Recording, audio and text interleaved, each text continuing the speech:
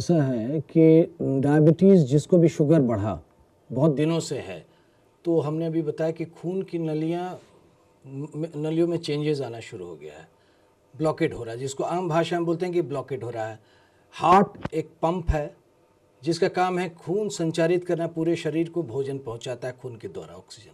लेकिन हार्ट का खुद का अपना भोजन का सिस्टम होना चाहिए, तो वो कोरोनरी सर्कुलेशन हार्ट को अपना खून का संचार पहुंचा रही है, तो वो पहुंचा रही है। किंतु डायबिटिक पेशेंट्स में क्या हो रहा है कि चेंजेस ऐसे हो रहे हैं कि खून का नली ब्लॉकेट होने लगा, उसमें कोलेस्ट्रॉल जमा कर हो रहा है, खून की नलियाँ पतली हो रही हैं, धमनियाँ जो हैं वो पतली हो रही हैं, इसीलिए वो लोग ज़्यादा प्रोन हैं हार्ट अटैक के लिए। डायबिटिक पेशेंट्स में हार्ट अटैक ज़्यादा होता है इसलिए कि उनके यहाँ चेंजेस हो रहा है और उनके खून की नलियों में, धमनियों में ब्लॉकेट हो रहा है।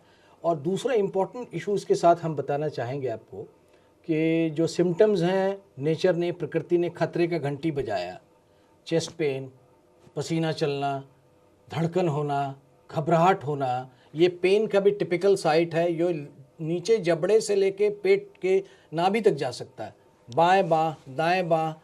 और बहुत गलत कॉन्सेप्ट है कि हार्ट अटैक जो हो रहा है उसमें लोग समझते हैं कि बायां दर्द हुआ तो हार्ट अटैक, नहीं, रेट्रोस्टर्नल कॉमनेस्ट है, बीचों बीच होगा छाती में, ये बाएं बाह में भी जा सकता है, दाहिने में जा सकता है, ज़्यादा कॉमन बायां है, पीठ में भी जा सकता है, कई बार ये जबड़े तक भी, लोअर जॉ, कई बार दांत का दर्द लेके आते हैं लोग हार्ट अटैक में, डायबिटिक पेशेंट, कई बार पेट का, कई बार फीमेल्स में, महिलाओं में हमने देखा है कि कोई दूसरा सिम्टम नहीं, पेट दर्द हुआ तो हमने कहा ईसीजी करो, ट्रॉप्टी करो, तो मेरे सब लोग घबरा गए, अरे ऐसा आपने कैसे कह दिया।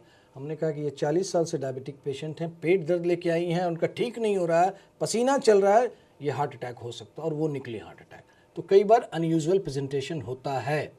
अब आइए सबसे महत्वपूर्ण बात पे, डायबिटीज़ में क्या होता है कि नस, जो नर्व्स हैं, अभी हमने कोरोनरी आर्टरी की बात की, धमनियों की बात की, जितना भी नस है, नर्व्स जो ब्रेन से निकल रहा है नर्व, वो नर्व पे चीनी चढ़ गया, इसको न्यूरोपैथी बोलते हैं, ऑटोनोमिक न्यूरोपैथी। ये न्यूरोपैथी क्या हुआ, नर्व्स एक तरह से पैरालाइज हो गया, तो जो वार्निंग सिग्नल्स जो हमारा बॉडी दे रहा है, जो नेचर ने हमको बेस्टो किया था, जो हम नॉर्मल आदमी को, वो आना बंद हो जाता है। तो कई बार ऐसा होता है कि डायबिटिक्स में नस पे चीनी चढ़ने से ऑटोनोमिक न्यूरोपैथी होती है, तो साइलेंट हार्ट अटैक होता है, वो पसीना सिर्फ आएगा, बेचैनी सी होगी, घबराहट होगी, लेकिन उसको पेन नहीं होगा, ब्लड प्रेशर फॉल करेगा, वो बेहोश हो जाएगा, तो इसको कहते हैं ऑटोनोमिक न्यूरोपैथी। ऐसा डायबिटीज़ में ज़्यादा होता है जो लॉन्ग स्टैंडिंग डायबिटिक होते हैं, इसलिए कई बार डायबिटिक पेशेंट्स का हार्ट अटैक साइलेंट होता है, ये बहुत इंपॉर्टेंट है जानना। हाँ, तो ये लोग इस तरह की मतलब जो पीड़ित हैं, मतलब जिनको है ये डायबिटिक, तो क्या करें जो अपने आप को स्वस्थ रख सकते हैं इसमें? मेरा फॉर्मूला बहुत सिंपल है। आप, ठीक है, बहुत लोग कहते हैं कि रात में मोबाइल देख रहे हैं, लेट से सोए, नींद नहीं आई, तो ठीक है, आप शाम में आप एक्टिविटी कीजिए। ऐसा स्टडी भी है कि शाम के वॉकिंग को सुबह के वॉकिंग से 1.5 गुना ज़्यादा फ़ायदा है। हम ऐसे कई लोगों को कनाडा में, यूएस में जानते हैं जो ऑफिस से लौट के रात में आते हैं, पार्क में सामान घर में रखते हैं और पार्क में चक्कर लगाते हैं, या जिम में जाके काम करके आते हैं, घर में नहाते हैं, सो जाते हैं। तो you have to be physically active, आपको शारीरिक रूप से काम बहुत ज़्यादा करना है। आप फिजिकली एक्टिव रहेंगे, अपने को नहीं रखेंगे। मॉर्निंग वॉक, देखिए नींद नहीं तो morning walk, why morning walk, day walk, महिलाओं को हम बोलते हैं कि जाड़े के टाइम में डे वॉक कीजिए, इवनिंग वॉक कीजिए, नाइट वॉक कीजिए, फिजिकली एक्टिव रहिए। हम तो कई महिलाओं को बोलते हैं, खासकर कि आप घर का घर, डॉक्टर साहब हम घर में तो बहुत खाना बनाते हैं, सब काम करते हैं, वो काम उसके अतिरिक्त करना है, जाता चलाई हैं। एक सीनियर ऑफिसर की वाइफ को हमने कह दिया कि जाता चलाइए आप, तो बिगड़ गई कि कैसे जाता चलाएंगे हम। अब नहीं, ये आपको काम देगा। 6 महीने बाद लौट के आई कि डॉक्टर साहब आपने मेरा जान बचा दिया। तो फिजिकली एक्टिव हुए, मेरा कोलेस्ट्रॉल घट गया, नहीं तो हमको हार्ट अटैक हो जाता। तो हम, मेरा मैसेज ये है कि शारीरिक रूप से परिश्रम बहुत करना है।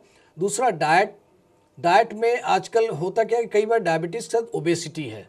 2 तरह के डायबिटिक होते हैं, लीन डायबिटिक होते हैं, एक पतला दुबला डायबिटिक, एक होता है मोटा। तो जो मोटा है उसको वज़न घटाना है, तो वज़न घटाने के लिए आप डाइट पे आपको कंट्रोल करना है। तो आजकल एक वर्ड चला हुआ है, इंटरमिटेंट फास्टिंग।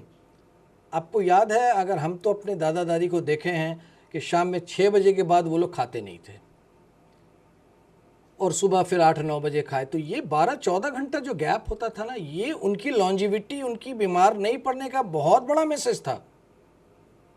तो इंटरमिटेंट फास्टिंग, आप, मेरा कहना है कि 7 बजे आप डिनर ले लीजिए, 7 बजे के बाद आप कुछ मत खाइए, सुबह फिर 9 बजे नाश्ता कीजिए। ये 12 घंटा 14 घंटा का जो गैप हुआ ना, ये स्वस्थ रहने के लिए बहुत बड़ा मैसेज है।